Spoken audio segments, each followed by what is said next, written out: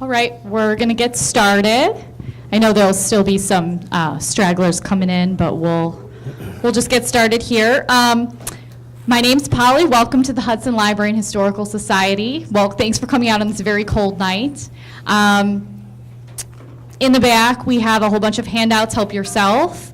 We also have the PowerPoint of tonight's presentation, so that's sitting back there. Make sure you sign in, because if you attend all 4 of the MBA Lite lectures this series, you'll get a certificate. So if you check the little thing back there, and then we have our full lineup of all the programs that we're offering for this Morgan Entrepreneurship Series with a focus on technology this quarter. I am pleased to welcome Gerald Weinstein. He's the KPMG Professor of Accountancy in the Buller School of Business at John Carroll. He received his PhD in accountancy from Kent State. And he's a CPA licensed in Ohio since 1977 and presently manages a small professional practice. He's also involved in various community service activities, including free preparation of income tax returns for low-income and non-English speaking taxpayers through the IRS VITA program, and has served on the boards of several nonprofit agencies. In 2009, he was named Ohio's Outstanding Accounting Educator. Please welcome Gerald Weinstein. Thanks, Polly. I think, yeah, it's working, I think. Yep. Good evening, everybody, and I'm very happy to be here. It took me a little while to get down here, but it wasn't too bad. Tonight, what I propose to talk about is the financial statements, and from that point of view, I'm trying to focus in on what we tend to refer to as financial accounting, not so much tax accounting. I am a CPA. I do a lot of tax work. I'm certainly happy to answer your questions as they regard financial statements. If you have something in your mind you want to ask about taxes, I can give that a shot too. Certainly, while I'm going through this, I would say as if we go across things, if some questions come to mind, please just raise your hand. I'll be happy to address them at that time. And hopefully we'll have some time at the end for further questions. I'm not sure I'm going to get through everything tonight. Again, I guess it depends in part on how many questions I do have. Let's dive in and we'll see how it goes. So just in general, we often talk about 3 distinct forms of business organization. I wanted to start out with this slide in part because it does make a slight difference in the financial statements that are produced by the organization, by the entity. Sorry. That difference, I'll explain that difference when we get to it. I understand many of you probably, if not all of you, have your own business. I don't know what your form of business is. So I'm going to attempt to talk about all 3 of them. Just in general, a sole proprietorship is a single individual, starts a business, it's non-incorporated. I don't know why this is cutting out. Am I doing anything? Okay. A sole proprietor, an individual, you start a business in your home, wherever. You don't need to file anything with the state of Ohio. You can just run with it. If you are in that sort of operation, you generally file what they call Schedule C with your income tax return. You report everything on there. A partnership is when more than one sole proprietor gets together. The accounting that we do for a partnership is very similar to sole proprietorship, other than the fact that we have to keep distinct the individual partners and their interest in the partnership. Both the sole proprietorship and the partnership are distinct economic entities, but they are not legal entities. If you are in a partnership or sole proprietorship, if you're operating your business and something happens and there's for instance, a lawsuit may be filed against you, your personal assets are going to be at risk in that situation. You don't have the legal protection that a corporation can provide. Corporations are sometimes referred to as limited liability companies, in part because the liability is limited. If you're an investor in a corporation, what you stand to lose is your investment, and that's it. They're not going to come after your personal assets if something happens. So for instance, you buy a stock on the New York Stock Exchange, IBM, General Motors. If IBM goes bankrupt, you're out your investment in IBM, but it's not like IBM is going to come knocking on your door and say, you know, our creditors are asking for money, you have to give us some of yours. It doesn't work that way. So essentially 3 forms of business organization.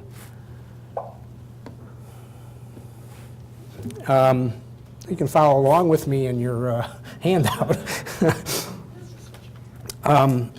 In accounting, we tend to talk about 3 distinct types of activities that a business engages in. These are financing activities, investing activities, and operating activities. And just a brief overview of them. Financing activities are events that involve raising the funds to run the business. That may mean money that's contributed by the owner, either directly through an investment or through a stock purchase in the case of a corporation, or borrowing money from a bank. These are both ways that you can fund your business's operation. We refer to the activities as financing activities, and this will really come out perhaps a little more when we get to discussion of the statement of cash flows, which I hope to do towards the end of tonight's presentation. The second type is investing activities. Investing activities relate to the acquisition by the business of investments. And when we talk about investments in an accounting sense, generally speaking, we're talking about 2 different types of things. One is what we call fixed assets, which are like long-term assets, things that are going to last for a period of time. You buy a building, you buy a piece of equipment, you buy some machinery. You're not going to use it up in the next year. You're going to use it for several years.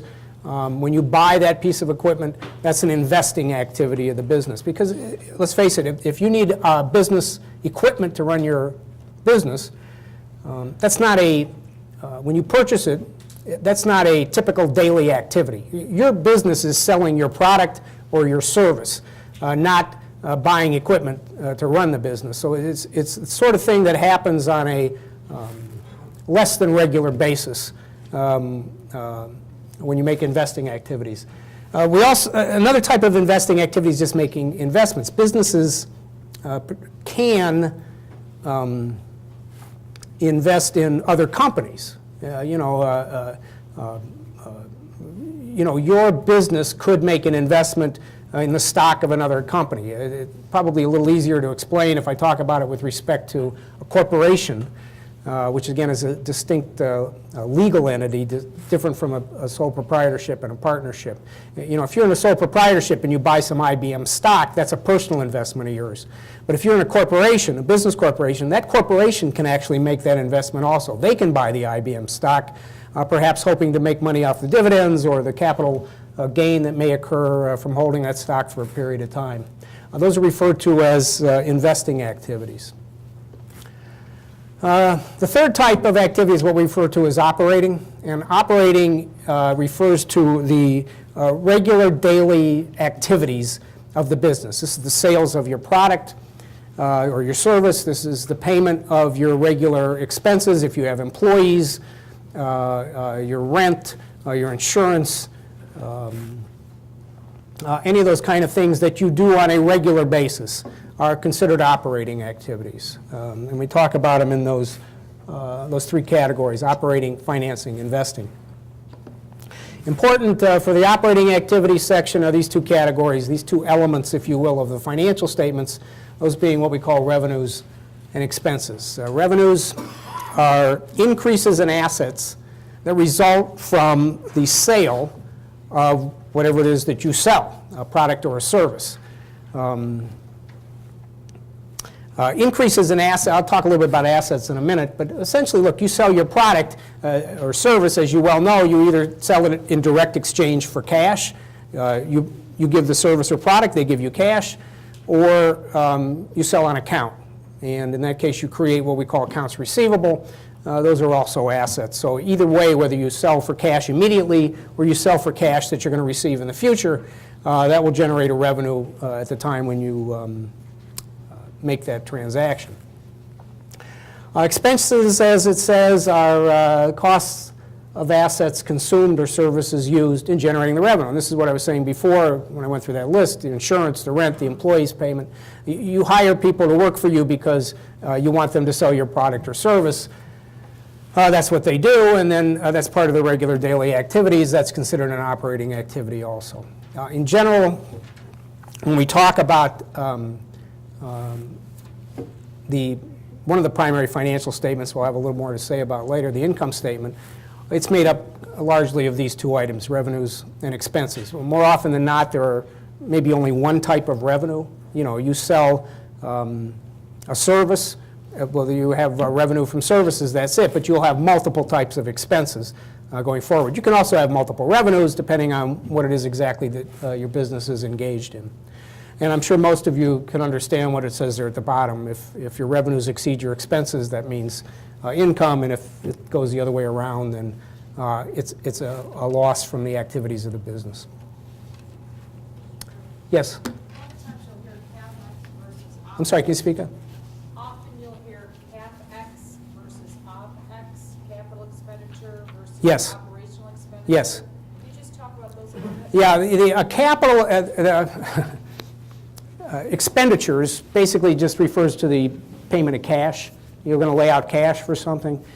Basically, when you put out cash, you do that for one of two reasons in general. One is you're acquiring an asset. You're buying that building. You're buying that piece of equipment. You're buying some machinery. That's what a capital expenditure is. When you spend money and the result of that expenditure is an asset of some sort.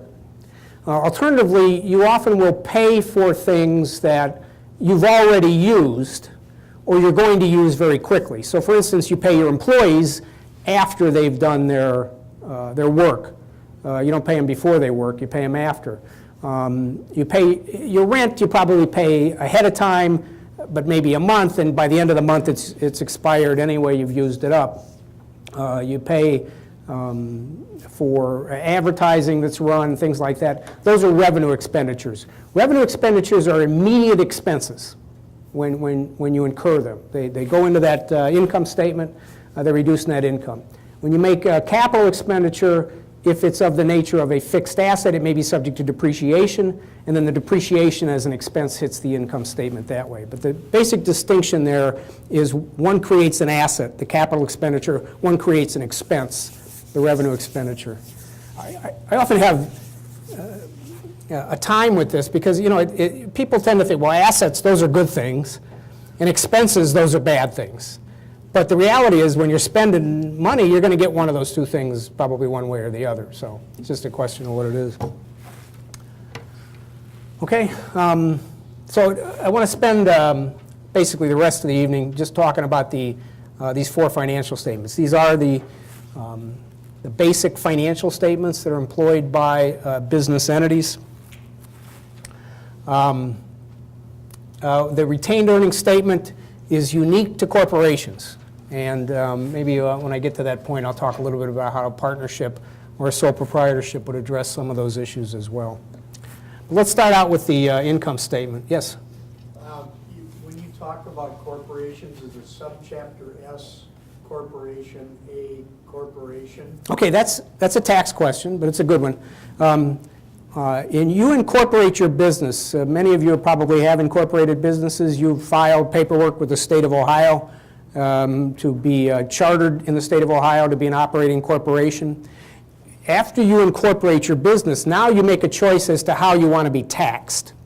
You can be taxed as what's called a C corporation, which is an entity that pays its own tax. So the companies that trade on the public stock exchanges, I guess I beat on IBM a lot, maybe because it's quick and easy to say, but you know, any of those companies, they generate their own income and expense, and if they have income, they pay tax on that income.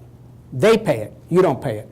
If you organize as what's called an S corporation, that's subchapter S of the Internal Revenue Code, your business does not pay taxes. Instead, the owners of the business let me put this right. The owners of the business share the profits and report those profits on their personal tax returns. And what we say is that an S corporation is taxed the way a partnership is. And in a partnership, the taxation is that the individual partners are allocated the total partnership income and report their share on their tax return. An S corporation does the same thing. An S corporation is limited in the number of shareholders it can have. I think it's 100. So, you know, that's why IBM is not an S corporation, because they have thousands, tens of thousands, maybe more shareholders that they have. But especially small businesses, it very often is advantageous for business owners to at least start out as S corporations. Particularly, you know, a lot of businesses, when they start out, lose money. And if you have another source of income, maybe you have a spouse that's got a job or something, if you start an S corporation and you're losing money, you know, until you get it going, that loss will reduce your overall taxable income, reduce your tax bill for a time. The question as to whether you should be C or S in part depends on what your tax rate is. And we're in a spot right now where the taxation, the highest marginal tax rate on an individual is a little bit over 40%. And the highest marginal tax rate on a C corporation is less than 40%. So you can actually pay less tax if you're organized as a C corporation. But if you're a C corporation, you're subject to what we call double taxation. Dividends that are distributed from a C corporation are taxable to the individual. So the C corporation pays tax on its income and then gives you a dividend check, and you pay tax on that income as well. And dividends are basically a distribution of previously taxed income. You know, once IBM figures out its tax and then its income after tax, that's the money that's available for it to pay dividends. And when it pays it to you, you get hit with that tax again. In an S corporation, you're taxed on the profits. If you're the sole owner, 100% owner of the S corporation, you are taxed personally on the profits of that corporation, but any money you take out in dividends is not taxed. You get those distributions free of charge. So, it becomes a question of will you be taking dividends, and what's your tax rate, that kind of thing. Yep. What about LLC? LLC is an LLC is a company that can elect to be taxed as any one of those forms of business. Well, it has to be incorporated, actually incorporated to be a corporation. But if it's not incorporated, if you're the sole owner of an LLC, it's taxed the way a sole proprietorship is. If you are a partner, if you have two people that run an LLC, it's taxed like a partnership, although it can elect to be taxed like an S corporation or a C corporation if it's incorporated. So, you know, most of the, you know, Polly mentioned I have a very small practice. You know, most of the people that I have, they're small, they're S corporations, and they're fine with it just like that. So, anything else? So the income statement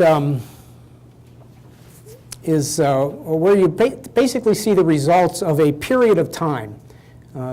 We typically prepare income statements on an annual basis, and we can do them more frequently than annually, but we have to do them at least annually. And in fact, the reason we have to do them annually is for tax purposes, because you have to know after 1 year, whether you're incorporated or not, how much money you've made so you can report it to, Uncle Sam. But this is what we sometimes refer to as a flow statement, because it covers a period of time. It measures your activity. As I say, you can do it for a month, you can do it for a quarter, you can do it for a year, and very infrequently, if ever, would it go beyond 1 year. So this is an example of an income statement. This format that you're seeing here does not differ depending on the form of business. Partnership, corporation, S corporation, C, sole proprietorship, whatever. If this says corporation, but it could just as easily say Sierra, a sole proprietorship, because it's basically just a business that's reporting its revenue and expenses. Nothing magical about this so much. The revenues are typically reported at the top, and then the expenses. It's It's a convention that kind of lists the expenses in order of magnitude, with the sense being that the larger expenses are the more important ones, that you're more concerned about the $5,200 of salaries than you are about the $40 of depreciation expense. But that doesn't have to hold true. I see financial statements where everything's reported alphabetically, just as well. But this is the essential format. You can see this one says it's just for the month ended.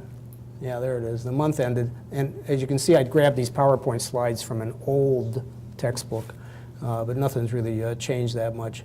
And this is a pretty common process. The revenue's out here, a list of the expenses totaled, and then the expenses reduced from the revenues to give you the net income for the period. In this particular example, they're not showing any income taxes, but that would be another expense that the company would have to incur, especially if it was a corporation, unless it was an S corporation, in which case it wouldn't show any tax expense, any income tax expense.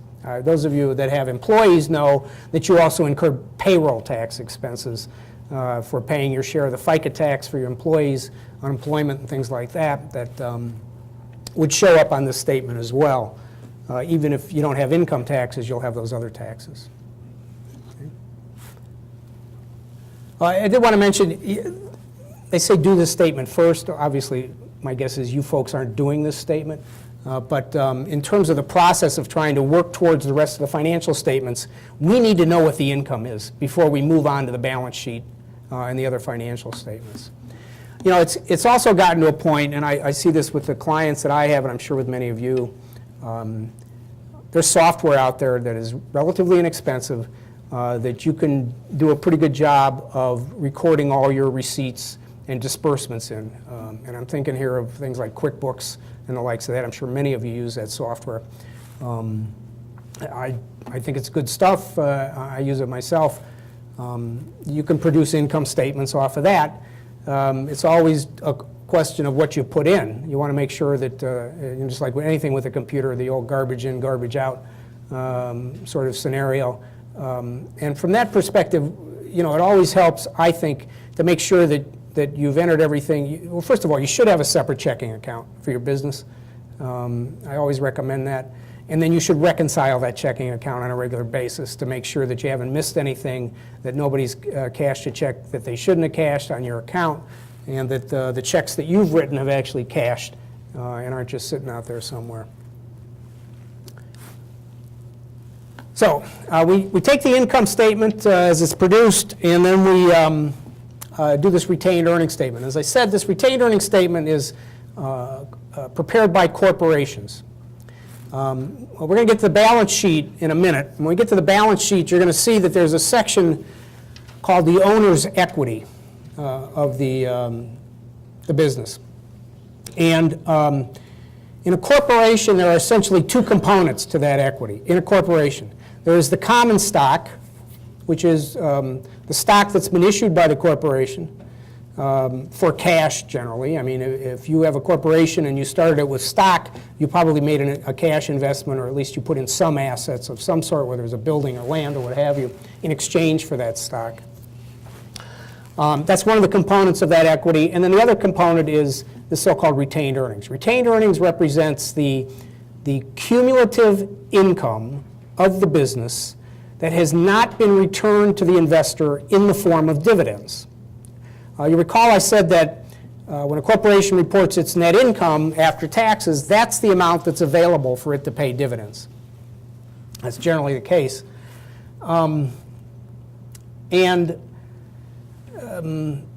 So the retained earnings is the income that has not been paid out in the form of dividends. And that is a source of financing for your business. If you operate your business at a profit and do not take that profit in the form of dividends, then the business has more money to invest in whatever you think it needs investing in. It needs another piece of equipment or what have you.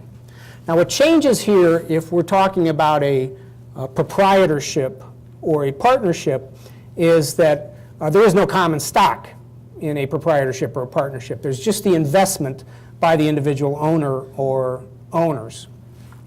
We still do a statement for them. We call it the Statement of Changes in Owner's Capital. And then it's just a question of where we put the apostrophe after the, either before the S or after the S in owners, as to whether there's one owner or multiple owners. And what you would see then in this section for a sole proprietorship or partnership is that owner's capital, just basically on a single line. And what that is made up of is investments by the owner into the business, reduced by withdrawals that the owner takes, plus the net income that the business has generated, and if it had losses, that would be a reduction. So it follows the same basic format of this retained earnings statement. We start out with the beginning of the year balance. We add the income that we just figured out from the income statement. We take away the dividends, and then we get the end. And in a non-corporate business, it's the beginning balance plus the income minus the distributions to the owners, the withdrawals by the owners or the partners of the business. How does one establish the formula for dividends? What's involved in that? Well, if you're a corporation, there's only... S-corp.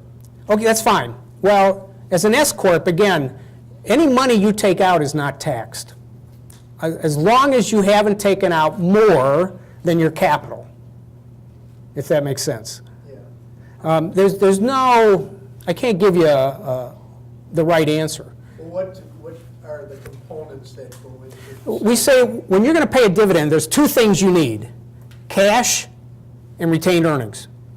In other words, you cannot reduce your retained earnings below zero. It is illegal in Ohio to have a, it's not illegal to have a negative retained earnings unless you've caused that by taking money out, because you're putting the corporation at risk if you do that. Now, if you have a business that generates losses, you're going to have negative retained earnings. Well, chances are you're not taking dividends out of a business that's generating a lot of losses anyway. So you need to have cash to pay yourself, and you also need to have sufficient retained earnings to absorb what it is that you're taking out. So, did that answer your question? No. What do you think of another one? It may be related. LLC S Corp. Yep. You're paying taxes on, it's a cash basis, it's not an accrual. So any money that you have over what you invested, you're taxed on in that year anyway. It comes right through your K-1, doesn't it? Yeah. But then that's what I mean. So you take There's no retained earnings there. Well, yeah, there is. On the corporate books, there will be retained earnings. There should be. It's a corporation. You've got common stock? Not really. Okay. Is it just you? No. Okay. You just have, Well, you're really, are you incorporated with the state? yeah, as an S. Well, you're not incorporated with Ohio as an S, because that's an IRS designation. You just incorporate with Ohio, and you tell the IRS whether you want to be S or C after that. Well, I think we file 1120 or whatever it There's is. an 1120S? Yes. Yeah. Yeah, you should have retained earnings. You're taxed on. I'm sorry? They pass right through to us anyway. Well, if you're saying you take out all the profits? Even if we didn't, we get taxed on, right? Because Well, you get taxed on it, but that's my point. If you don't take out all the profits, that's your retained earnings. okay. Yeah, they're still there. But there's no advantage in doing that. You can just use it for future investments or whatever. Well, exactly, unless you don't need it in the business. Right. You know. I just didn't understand why they needed it as a concept. That's why we need accountants. All right, so this is sort of a statement that we talk of as a bridge statement. It bridges between the income statement and the balance sheet. And in particular, what I'm talking about here is this ending balance here. This number appears on the balance sheet at the balance sheet date, the ending balance. And that means we have to know what the income is before we determine what that ending balance is going to be.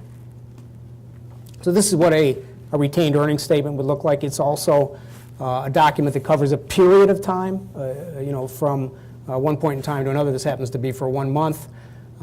This was a business that didn't have any initial activity, any initial retained earnings, just started.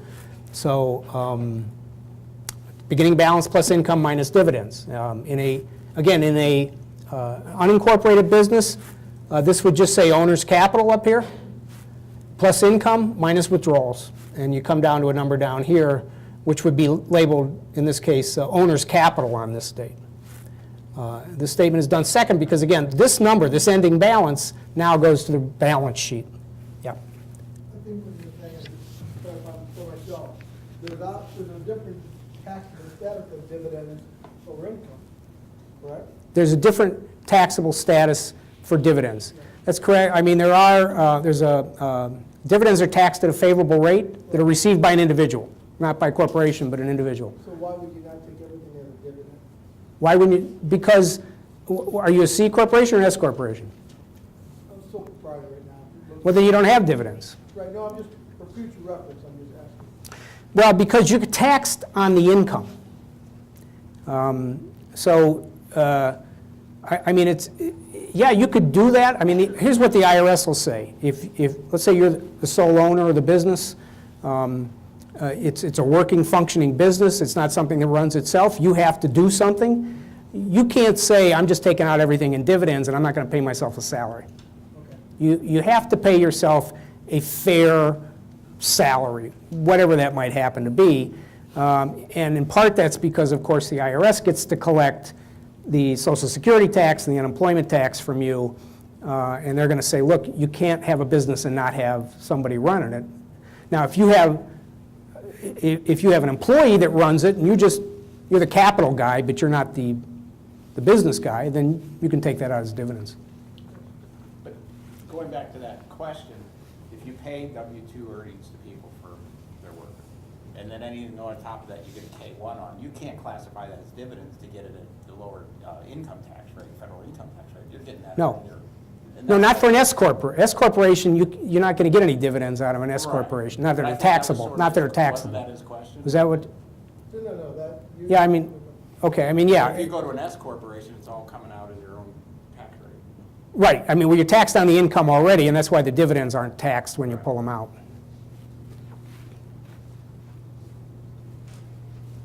Pretty cool, huh?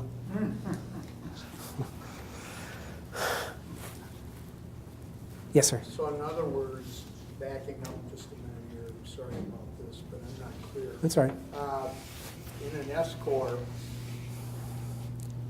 you take dividends from the company that transfers to you personally to be taxed personally. No. The dividends from an S corp are not taxed. That's, I don't understand that. Because the income is taxed. All right, here's the operation. You have an S corp Right. that generates $50,000 of income from the business, okay? And you take $40,000 in dividends, right? Follow? Yes, Okay. Your tax return, your 1040, you put $50,000 on that right, and pay tax on it. right. That's it. So that's not, so really that is not a dividend, and you do get taxed on that amount of money that you pull out. Well, you've effectively already been taxed, but you don't get taxed twice. Okay. In a C corp, if you were a C corporation, your corporation would pay tax, and then you would pay tax again when you got the dividend. Okay. And that's not what, that doesn't happen in an S corp. Yeah.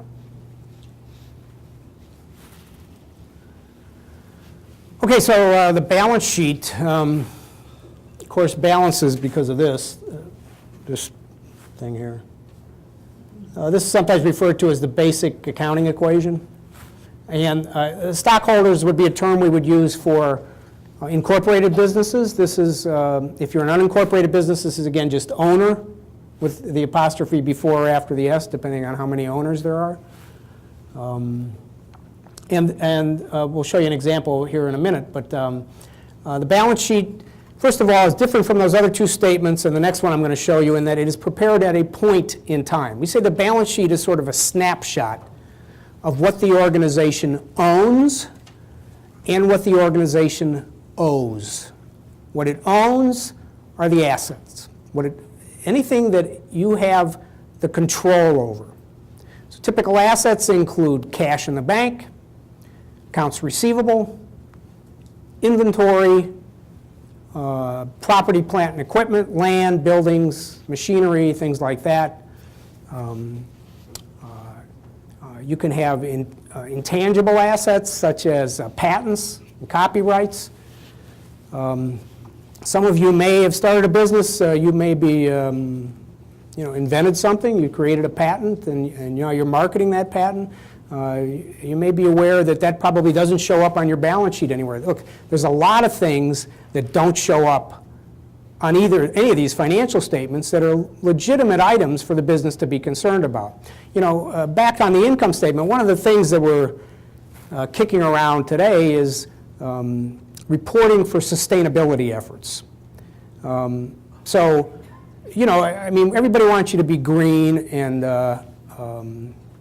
preserve the environment and things like that, and certainly you may do this, and big businesses do. They do a lot of things to try to green things up, but there's no real accounting for that as a separate element in the rest of the financial statements.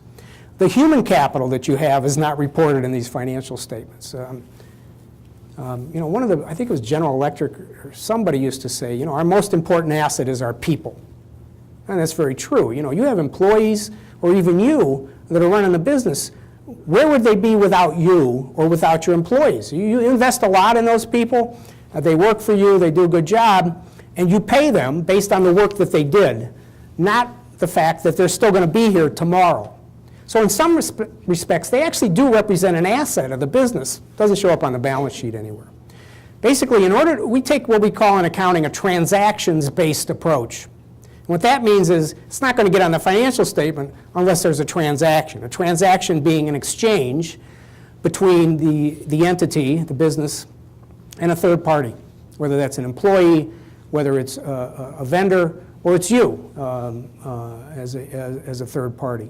So, you know, and if you've created a patent, you've invented something, you've invented a pill that's going to cure cancer, and you're going to become a multi-billionaire, the value of that patent doesn't show up here anywhere because you didn't spend it. You spent a lot of time in your laboratory working on that, hours and hours and hours, but you didn't pay yourself for doing that. And now it's got value, just not showing up on the financial statement. You want it to show up on the financial statement? Sell it. Find out what it's really worth. Somebody will give you money for it. Of course, then you probably don't have a business anymore either because you just sold your patent. So on one side of the balance sheet, the left-hand side, we have the assets. On the other side, we have the balancing liabilities and stockholders' equity. A couple things I want to point out about this. One is what's on the right-hand side, the liabilities and equity, we talk about as the means by which we finance the left-hand side. In other words, the assets that you own in your business, you got either because somebody's giving you credit, which is what the liabilities are. You borrowed from a bank and you have a loan to repay, or even you just, you know, you go to an office supply store and they give you 30 days to pay and you have an account payable. That's another, well, then you've acquired something without having to pay for it yet. That's a liability also. Or your assets are acquired because your business has money that's been generated either because you've contributed it or because the business has earnings that it hasn't paid out to you, and therefore it can use that to buy assets. The total of the assets on the balance sheet equal the total of the liabilities plus the equity on the other side of the balance sheet. But one thing you should know, there is not a one-to-one match. There is not a one-to-one match. So I might have cash at $12,000 on my asset side of my balance sheet. That doesn't mean I have something at $12,000 on the other side.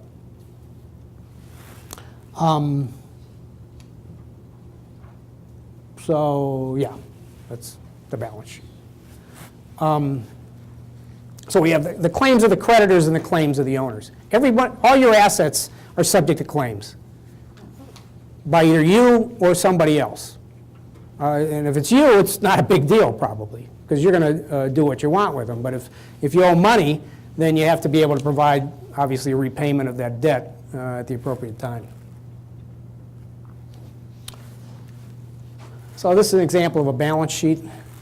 And yeah, you can see that this retained earnings number, this is the ending balance of the retained earnings off the statement that I showed you. And remember, that includes the net income that was generated during the period.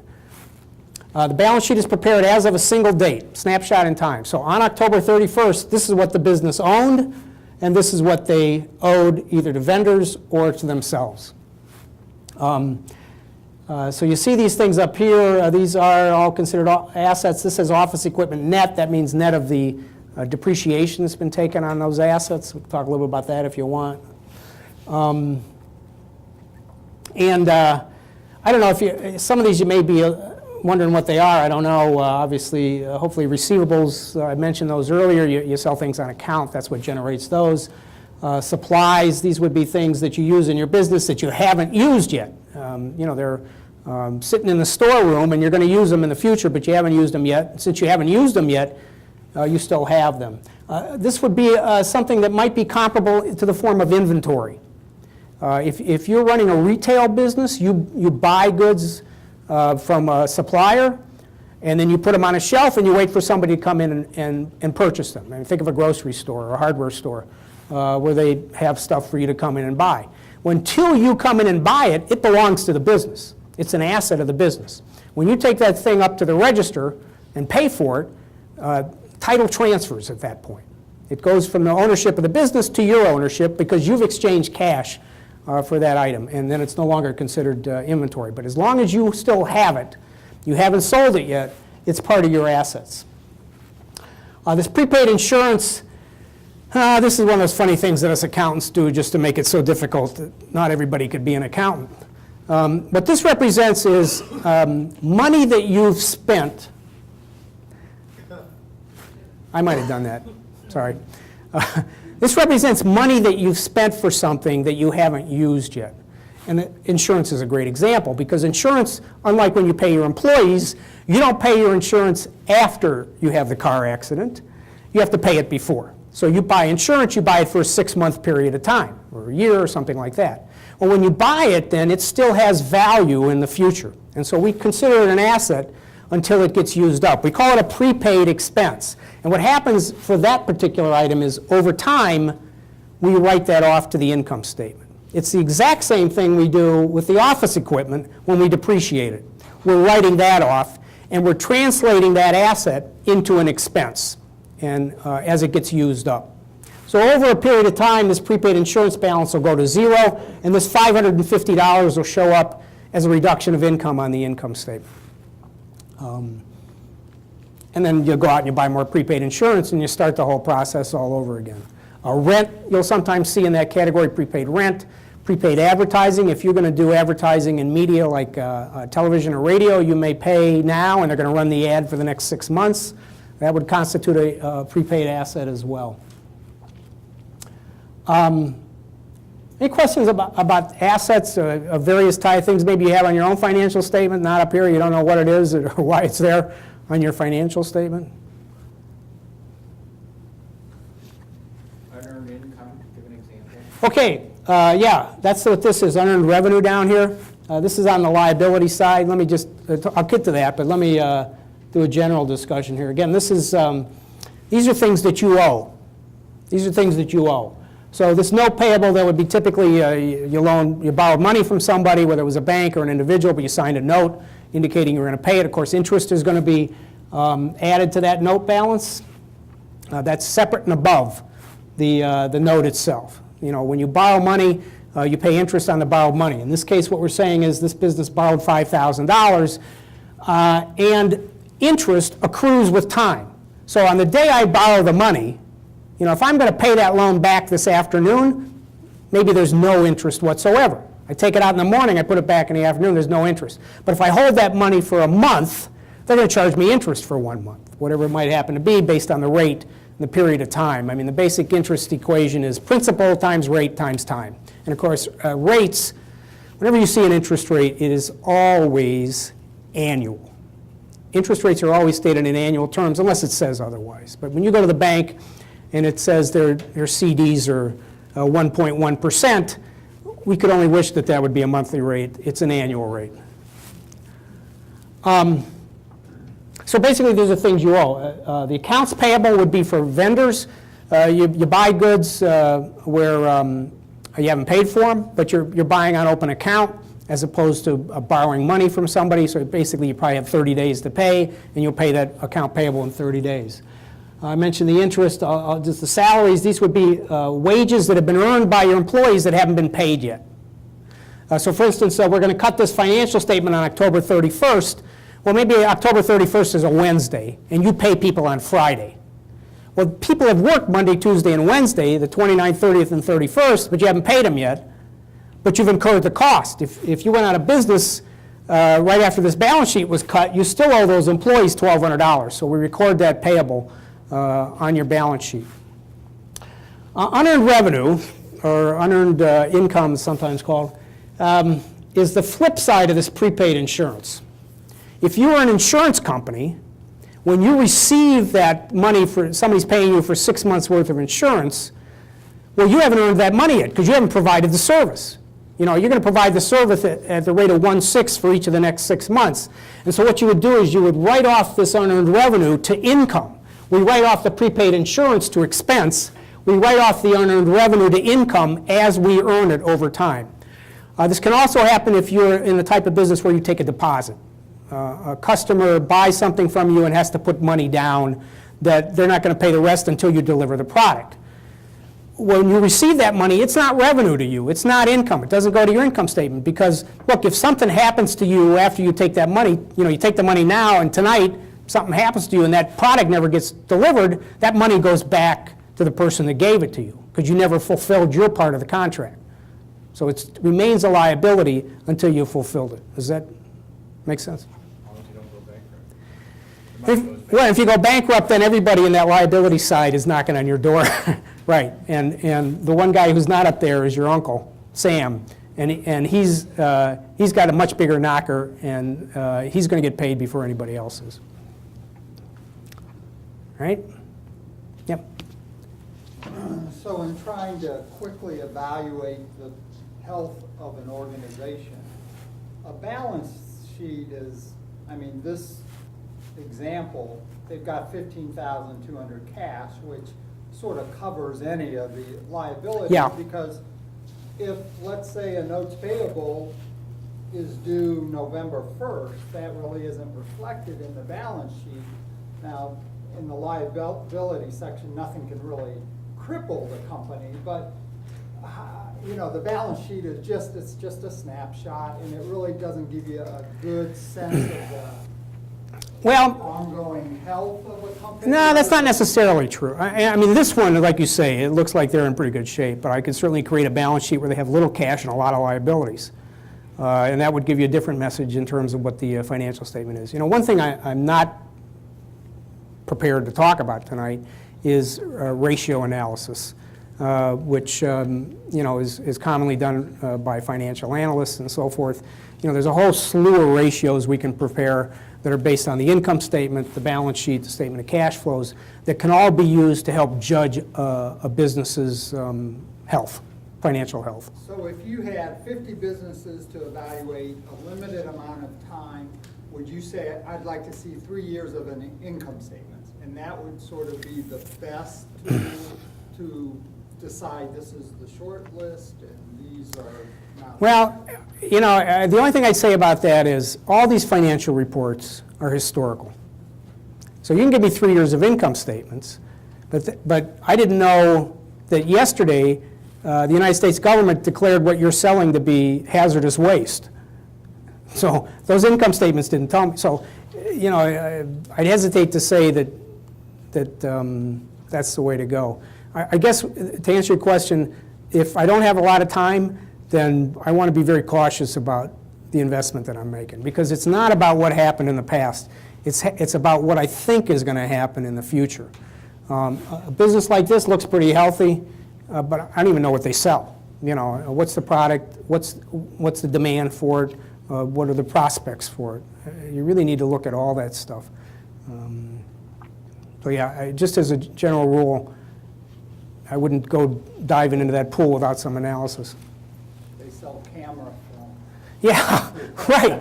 Yeah, they were great in 2007, but they're not doing so good right now. Yeah, exactly, exactly. And yet, or this is the next generation of computers that I don't even know exists. I was, you know, the stuff is being created all the time that I don't know if there's a market for it, but if there is, somebody's going to get very wealthy off of it. Yep. Are there maneuvers you can make in the prepaid area to reduce your income tax liability? Could you prepay your rent for 6 months or a year? Generally, no. Generally? I mean, the IRS is pretty specific about that. There are some exceptions. For instance, if you prepay insurance, you can deduct the whole amount of the insurance, as long as it's less than 1 year. If on December 30th, you give the insurance company a check for next year, for January through December, you can deduct the whole amount this year. If you pay them for 2 years, you can only deduct one, and then you got to wait on the other one. Rent is generally taxable to the recipient when it's received, to the recipient, but to the payer it's generally taxed when it's used, when the time passes. I mean, the rules that the IRS has, in some cases, not all, but in some cases, differ from the rules we have for financial statements. What we do for financial accounting is irrespective of what the IRS requires. But understand that the purposes are different. In financial accounting, what we're after is to try to provide businesses and people information that they can use to make good, solid financial decisions. And that's what it's about. The IRS is out there to collect revenue to run the government. We will defer some items on here that the IRS says, no, you can't defer those. We want the money now. And obviously, you got to follow the law.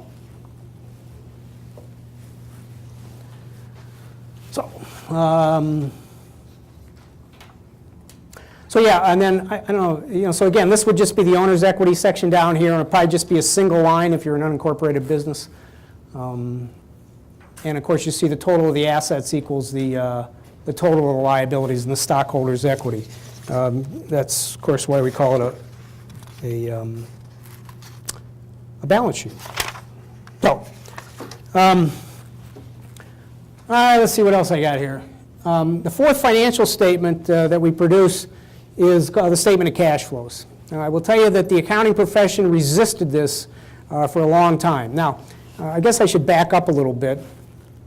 The income statement for a business, under what we call generally accepted accounting principles, is to be prepared on what's called the accrual basis of accounting, not what we call the cash basis. You, as individual taxpayers, as individuals who file 1040, are on the cash basis. You get taxed on the money you received during, let's say, 2014. So if you're an employee and you made money in 2014, let's say in the last week of December, and they paid you in January of 15, you get taxed in 2015 on that money. Right? That's called the cash basis, cash in and cash out. It's a very simple method. The accrual basis doesn't work that way. The accrual basis records revenues when they are earned, not necessarily when they are received in cash. And that's basically what produces these accounts receivable.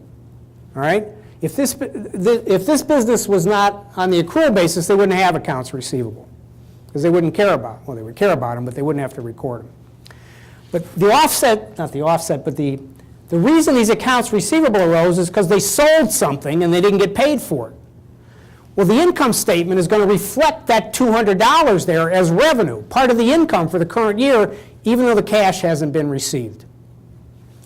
Similarly, with expenses, we record the expenses onto the income statement before we pay them in cash.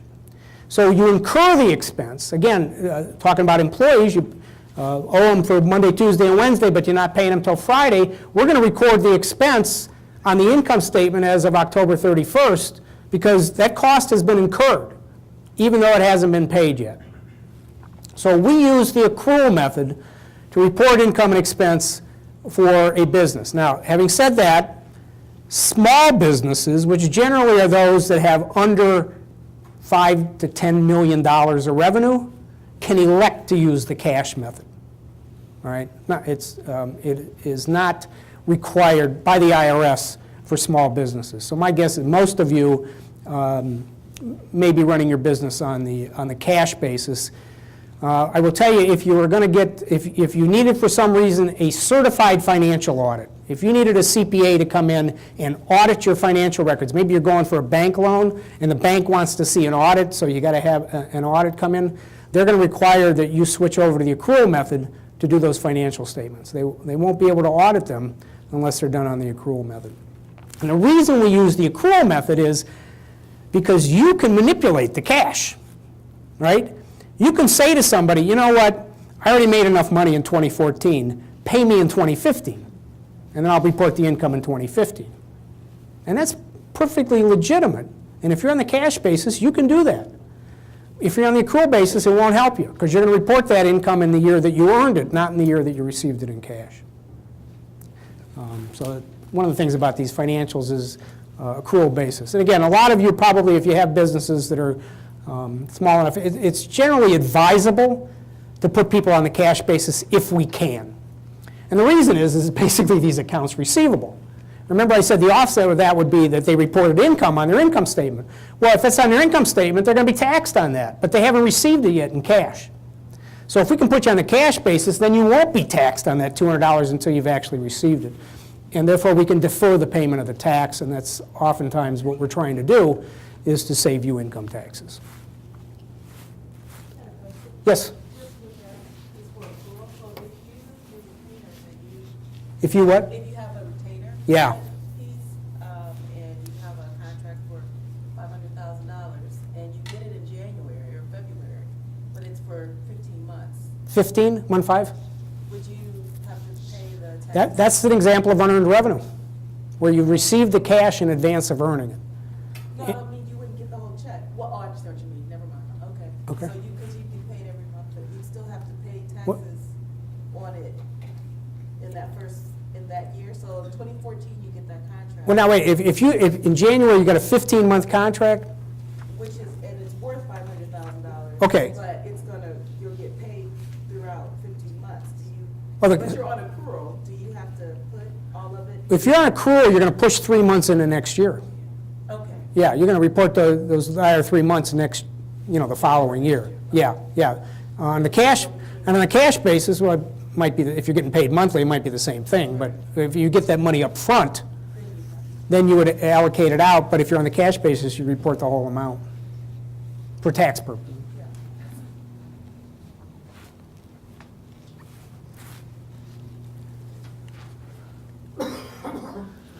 So this other statement of cash flows, what I started to say is we resisted this in part because we were afraid that we know it can be manipulated. We know that managers, owners can decide how much cash they want to have at the end just by taking some in or putting some in or taking some out. But it's a statement that in particular financial analysts were very anxious to have us prepare because cash, you know this, cash is very important, right? The line I use is cash is the grease that keeps the engine running in the business. I mean, you can sell product up the Yangtze, but if you don't collect it in cash, you're not getting anywhere. So cash is very important. So we want to look at where your cash came from. We want to know where your cash came from. And here's where we begin to look at these three distinct areas: operating, investing, and financing. Because look, this is what you're doing, right? This is where you want to succeed. If I'm looking at a business to figure out if it's worth investing in, I want to look at this statement, and I want to see that they're raising their cash by operations, that they're generating positive cash flow by selling their product or service, not by selling their fixed assets, or by borrowing it or something like that. So it answers these types of questions. Where did you get the cash and how did you use it?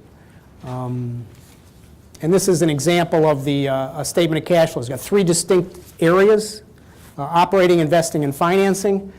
This one is a very simple. Basically, this is the same. I didn't show you any data set or anything, but this is the same data set that the other financial statement was prepared from. Now, you recall it had like an income of like $2,360 or something like that. But look how much cash it generated from operations, $5,700. So, I mean, that's a good thing. You want to see generally an increase in cash. Obviously, this is the first beginning of the business, so it didn't have any cash to start out the beginning of the year anyway. But the cash balance went up by $15,200. $5,700 of that was because of the operations of the business. They did buy some equipment, so they spent $5,000 in cash for that. reduce their cash balance. And then where'd they get the money from? They issued stock to their owners, and they borrowed money, and then they gave some money back to the owners. These are the financing activities, but that generated $14,500 of cash. So, you know, and for a business starting out, that's not unusual.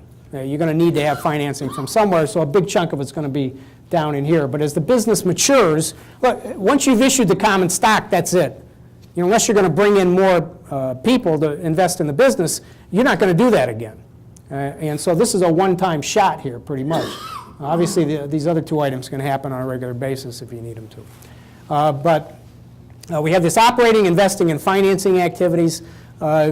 Just to confuse you a little more, I would guess sometime after I retire, which with any luck will be within the next several years, this format of the income statement is going to change to reflect accrual basis for operating, investing, and financing. It's going to look more like the statement of cash flows on the accrual basis, but with the same purpose. The idea being we want to separate out of that income statement your true operations, because that's where we get the solid information about how your business is doing, potentially. So we got these four financial statements. Income statement, balance sheet, statement of cash flows, and the statement of retained earnings. A complete set of financial statements that is prepared by an accountant would include what we call notes to the financial statement. It used to be called footnotes. If you may get these yourself if you have financial statements prepared by a CPA, or if you pick up a publicly traded corporation's financial statements, again, IBM or something, you will see, I mean, IBM's financial statements run about 80 to 90 pages. The financial statements, 80 to 90 pages, and about 6 pages of that are those four financial statements. The other 85 pages or so are notes to the financial statements, just more explanation about what's in the financials. Yeah? If you decide you're going to try to sell your business, and it's been a cash basis business, will you have to have an accrual basis done to sell that business? Not if you find somebody to buy it. I mean, you know. Isn't a bank more likely to be involved in financing that purchase? So the documents ultimately would have to go to a bank? Well, again, it depends on, the business. I wouldn't say necessarily that you're going to have to switch to accrual.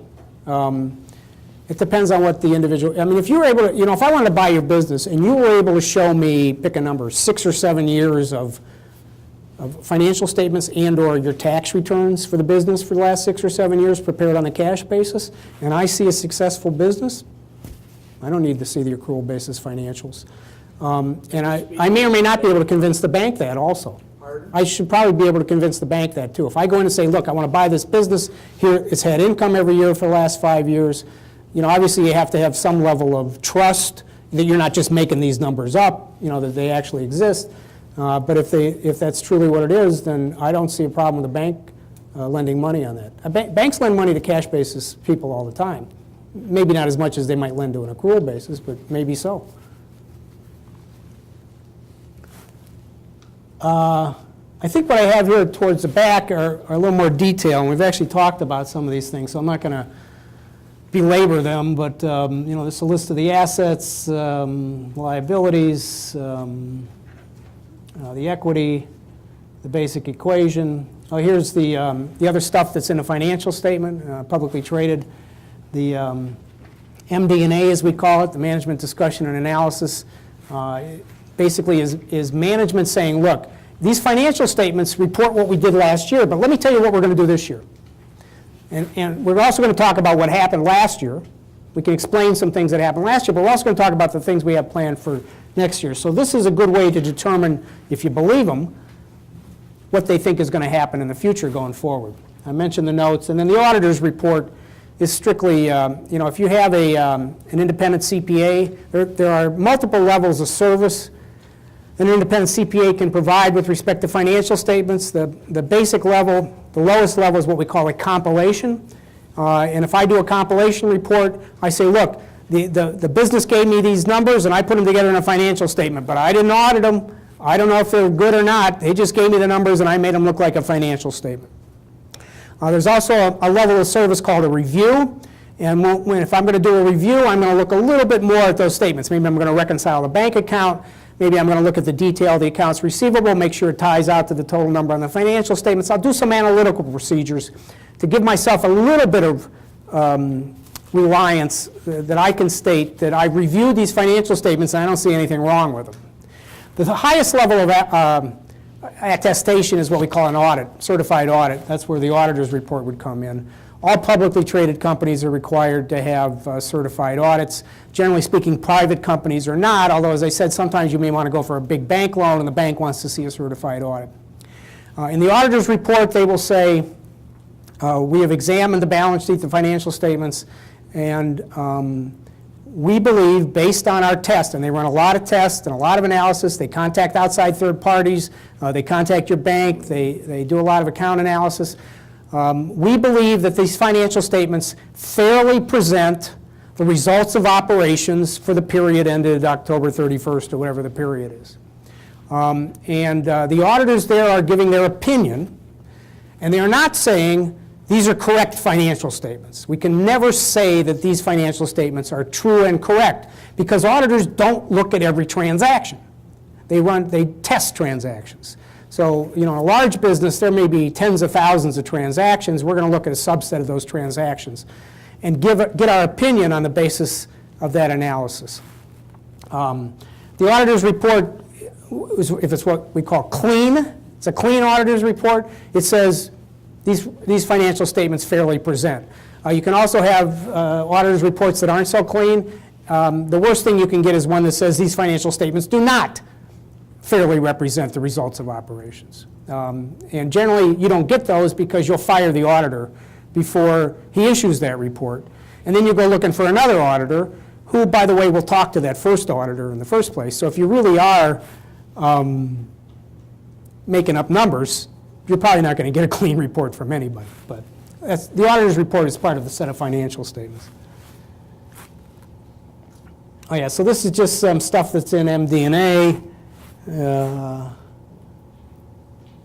This is just an example of that. I think is that my last slide? No, it's coming up. This is kind of stuff that's in the notes. Again, if you're printing your financial statements off of QuickBooks, you don't see notes. But these kind of things are very important. Oftentimes, it's information that you don't know about. A story I tell my classes all the time is this happened many years ago. Gas companies, and that is natural gas, they very often will buy gas forward.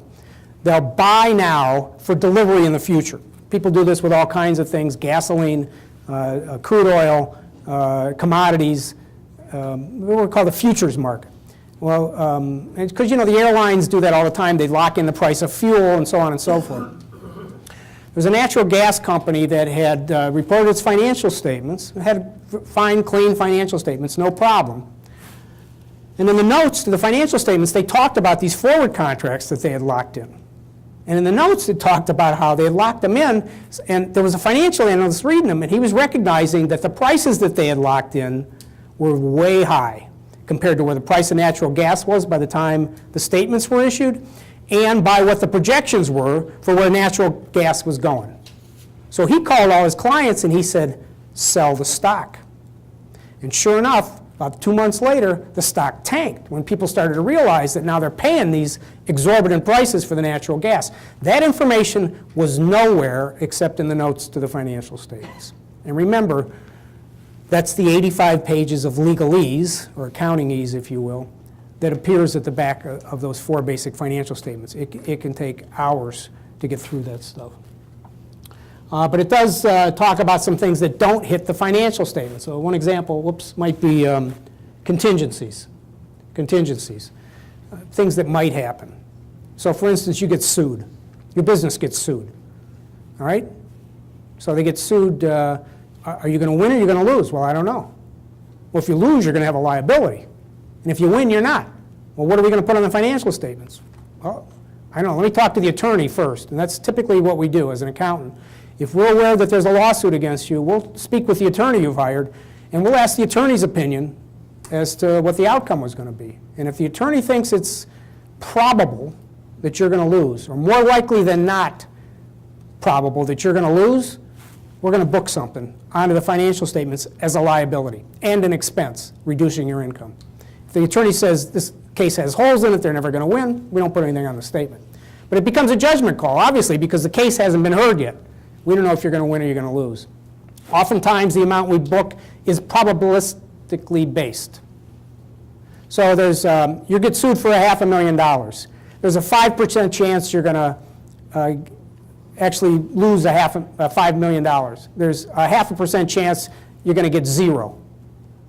And then everything else is in the middle. Well, maybe we'll book $2.5 million of that liability rather than the whole 5, because we just don't know where it's going to go. We'd rather book a little bit than book nothing whatsoever. Contingencies. One question on that. Yeah. If you book that at this time, at the result of the lawsuit, let's say that the attorney lucked out. Lucked out? The whole $5 million, how does that get reflected in the financial No, statements? when you say lucked out, you mean, Is that a later, so if you book a liability and then it turns out you don't have to pay it, is that what you're saying? well, that it would be different? You're So, booking a yeah. liability of $2.5 million, but you actually Pay 4? pay for it. Okay, then you book the next 1.5 when you find out what it is. Is that reflected in a note later on? It'll be reflected in the financial later. We don't go back and change what we did. No, in the future financial. Right, in the period that you end up paying that whole $4 million, we already booked 2.5, and we'll book the other 1.5 then, or when the case has been finalized. Yeah. Do you need to book it if you have the insurance to offset it? In other words, No. I've got $50 million worth of insurance and they're only suing me for 5, I'm covered. Yeah, other than your deductible, yeah. Right, yeah, you don't have to worry about it. Okay. You don't have to worry about it. As long as you know the insurance will cover it. Right. Yeah.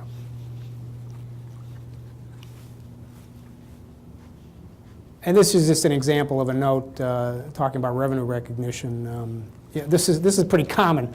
We recognize revenue when your product is delivered to the customer, and the collectability is reasonably assured. Well, if you've already gotten the cash, your collectability is quite assured. When you sell on account, hopefully you make good decisions when you decide who you're going to sell on account to, and you sell to people that you know are going to be able to pay you.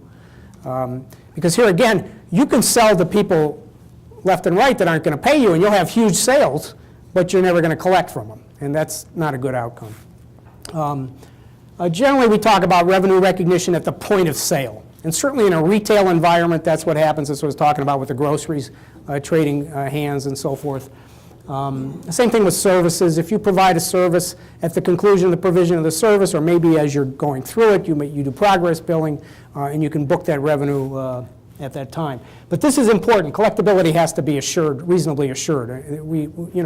If for some reason you think you're not going to get paid, don't book it. Although then you wonder why you sold it in the first place. You got a reason to believe you're not going to get paid. This is what's on the auditor's report. I guess this was on my last slide. And you may have seen these before. Like I say, you pick up any financial statement, and these are all, any company that interests you, just Google them, go online. You can download their financial statement from their website in most cases.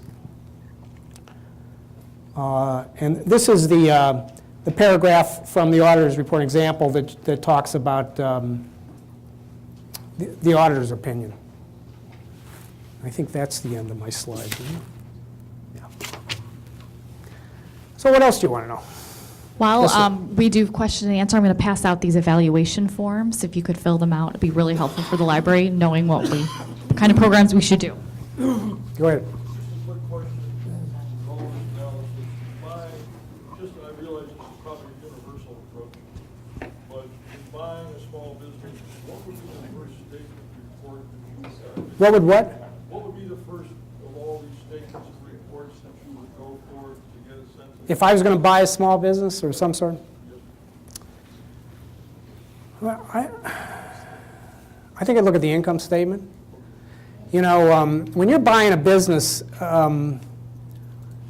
what you're basically buying is the future activities of that business. So again, you know, you have to look beyond the financials, clearly. Certainly you need to have some level of expertise with what it is you're buying, or know somebody that does, that you can put in charge to do it. But I'd want to see that this business has been able to generate income in the past.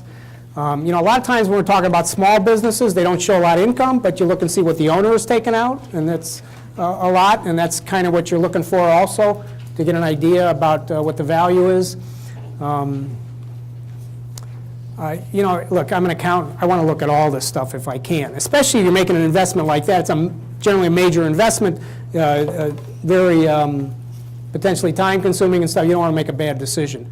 So you want to make sure you've looked at everything possible. I would ask for financial statements if they have them. I would ask for tax returns. And they've got to have the tax returns. Even if they're a sole proprietorship and they're reporting it on their own personal tax return, all you need to see is that Schedule C that they're doing the business on. You don't need to see how much interest and dividends they've made and reported, but you want to see what their business has reported over a period of time. And obviously, if they've reported at the IRS, I think there's hopefully some level of faith that the numbers that they're showing are realistic. Ideally, ask for an audit. I mean, the thing about an audit is it's expensive. If you have going to go buy a small business and that business has never been audited before, and you say you want to see audited financial statements, it could easily cost that business or you $5,000 to $10,000 to have a certified audit done. But if you get the audit done, you got a lot more confidence in those financials than if it's just me, the owner, printing them off on QuickBooks. What advice would you suggest for a startup trying to get together a 3-year financial forecast for a loan or something like that? What suggestions, tips? Yeah, the question is about what to do for a business plan. Boy, I've been involved with the creation of some business plans in the past. It's difficult because it's so tough to predict what's going to happen. Banks, I think, if you're going to go to a bank with it, for instance, I would, if you're showing profit right away, if I was a banker, I'd be a little suspicious of that, just because, like I say, most businesses, when they start out, at least initially, for whatever reason, are going to lose money. And I think it's realistic to project that out. But it's obviously, at some point, you need to be able to show, look, we can make money at this. You know, if it's 6 months down the road, whatever, to be able to start generating profits and then to factor in some level of growth going forward. But it's all pie in the sky. We never know. So unfortunately, there's not much advice I can give you. Be creative, but don't be too creative. Yeah. So if you have a business that's been in business for 3 years and has generated revenue every year for 3 years. Generated income. Generated income. And they've never had a financial statement done, what documents would you suggest that they start pulling together in order to generate financial statements? Should I just be calling the IRS and telling them that they've never reported that income before? Well, they filed corporate taxes, they filed. Well, that's what you want to see. They've done all those things. So I want to know, are those the documents that I should be pulling together to generate financial statements? That what's reported on the income tax return should be what would be in their financial statement. It should be. I mean, there may be some minor differences between, like I said, the IRS sometimes has different rules than financial accounting, but probably 95% of it is consistent. And like I say, if it's the true income statement, income tax return, you know, if they're lying to the IRS, then you got to be real careful about that. So, in other words, what I'm saying is, if they give you their tax returns, I think you can have some level of confidence that they're probably realistic, unless you think the guy's a slob. Yes, sir. Gerald, you hear about all these large companies sitting on a lot of cash. Yep.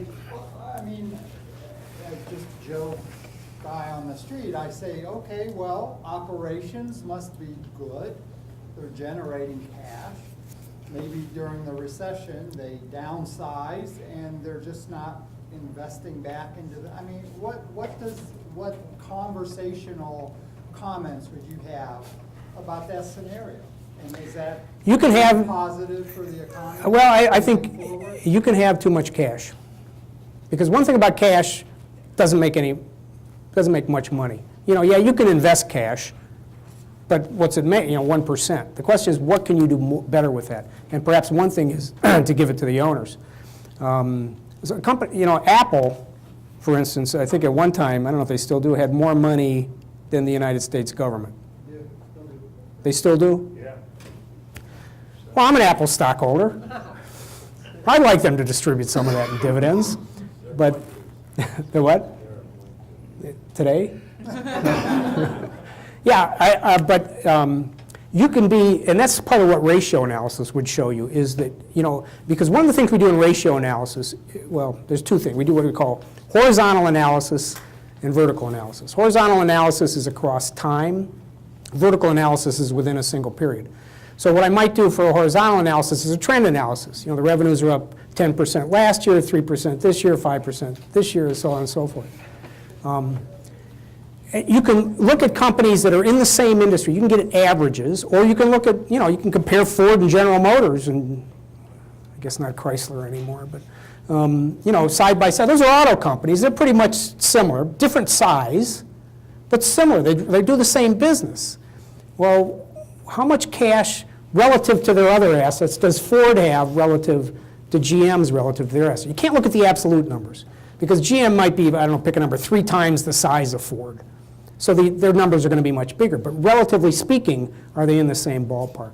There are services, probably right here in the library they have them, that present averages, industry averages. So you have a 6-digit SIC code, Standard Industry Classification Code, for your business, whatever it is.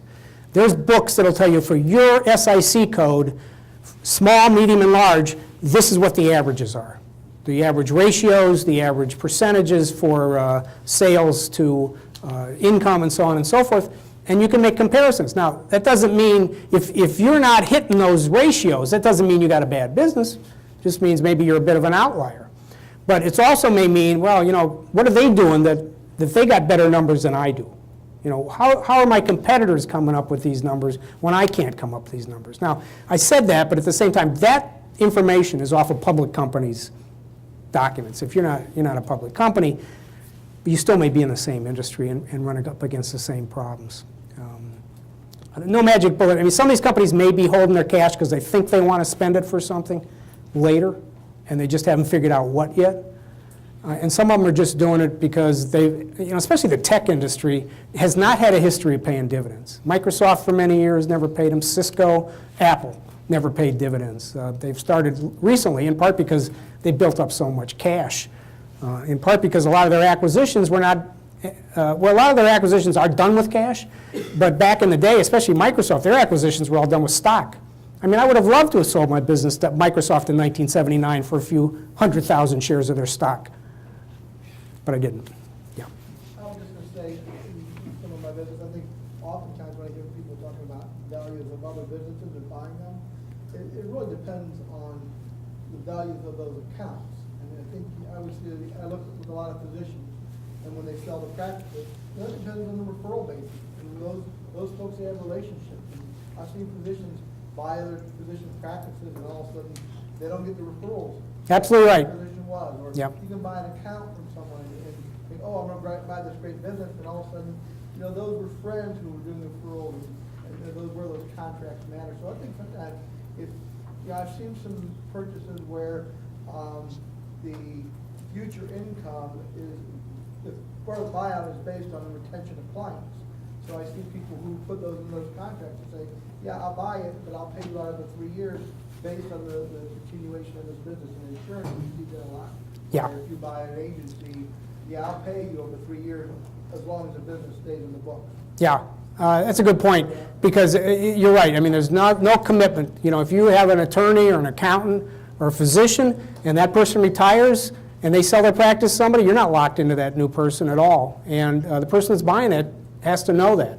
A different kind of thing might be, maybe you have a manufacturing business and you have a customer list, all right, that you deal with. By the way, that customer list is something that doesn't show up on that balance sheet either. That's something you've developed over 20 or 30 years. that has value. When you sell that business, you'll sell that customer list too. Even though it's not on your balance sheet, you need to get value out of that customer list, even though you know, pick a number, you know, some percentage of those customers aren't going to go with the new person unless you're the only provider of that particular product.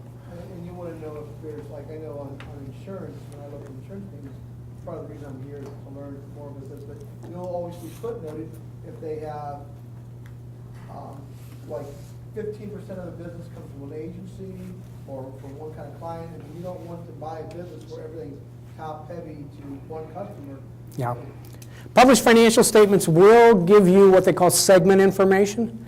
That was a big complaint back in the day. You know, General Motors and Ford each have, well, General Motors doesn't have it anymore, a credit agency. You know, General Motors used to have GMAC, and Ford had the same kind of thing, Ford Credit. Yeah, those were basically banks that were owned by the auto companies so that they could provide financing to people to buy cars.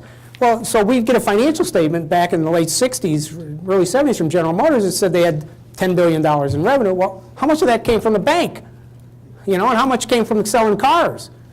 Well, now it's required that they break that stuff out, that they tell you either, you know, by product line, how much revenue they've gotten or how much their assets are committed to each of those individual product lines, so you can get a better judgment. Because, for instance, the bank part of the business probably is pretty good.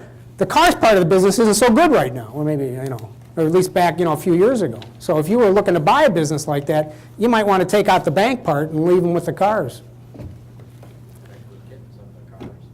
They didn't want them. Yeah. Yes, sir. Can you explain that depreciation expense? Yeah, depreciation. So we've got these things like fixed assets, what we call property, plant, and equipment, things that are going to last the business beyond 1 year. So machinery, equipment, buildings. The idea is that, well, if I'm going to use this asset in the future, then some of the cost of using that asset should be allocated to that future time period as well. Now these are, first of all, you got to realize they're very soft numbers. They're based on a number of assumptions. One is, what's the useful life of the asset? Well, you know, typically for a building, we might assign a life of 30 years. Well, you know, buildings will last for 100 years, but we don't give them a 100-year life. We give them a 30-year life, and we write them off over that period of time. But it's a process of transferring the asset from the balance sheet to the income statement as we use it up. And certainly, if you take a thing like a vehicle or a piece of machinery that is subject to wear and tear, you know, at some point it's virtually worthless, and it does get depreciated in terms of its actual value down to zero. When we do depreciation, it's not an attempt to assign a true value to the asset. It is what we call a cost allocation technique, because I know what I paid for the asset. I paid $40,000 for this car. I'm going to write it off over 8 years. I'm going to write off $5,000 a year. Okay? And at the end of 8 years, it's been depreciated down to zero. But it still has value. You know, maybe not much, but it might be worth $5,000 or something. But that doesn't show up on my balance sheet. So we're not, and I will tell you this. Probably my grandchildren and your grandchildren, when they get to be our age, those balance sheets are going to show that kind of value. Because we're starting to get to a point where we can accept fair value measurements in the financial statements. Accountants, for many years, were wedded to what we called historical cost. You know, I want to see what you paid for that piece of equipment because that's evidence of how much it was worth at that time, and I can see a canceled check and I can see an invoice.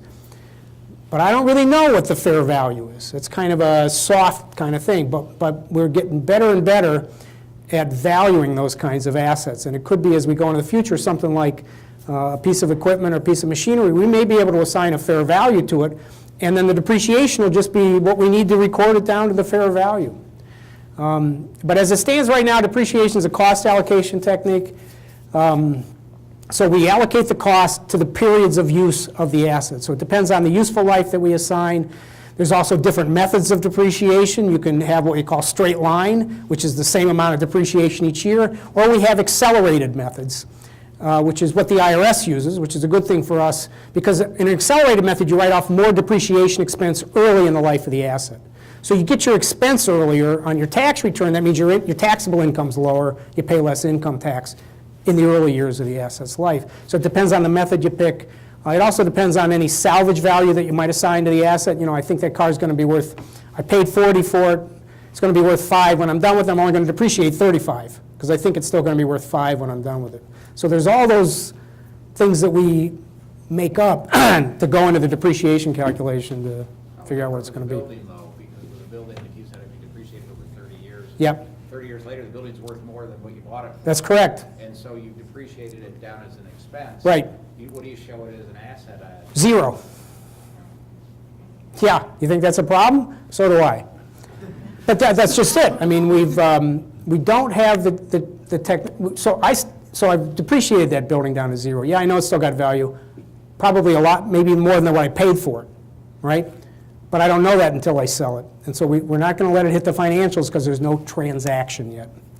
And indeed, there's a lot of businesses that are carrying assets that they're using, and they're showing them on their balance sheet at 0 because they've fully depreciated them. That's it.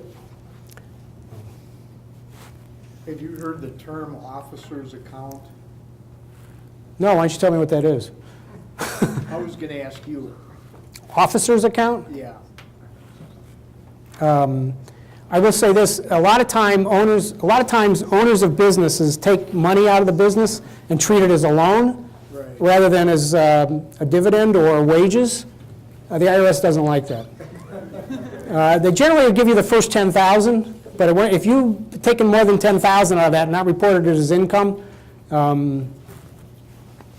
they won't like that. Yeah, thank You might you. visit places you Huh? so you might visit places you don't want to. Yeah. Other questions? All right, it's been my pleasure. Yeah, thank you.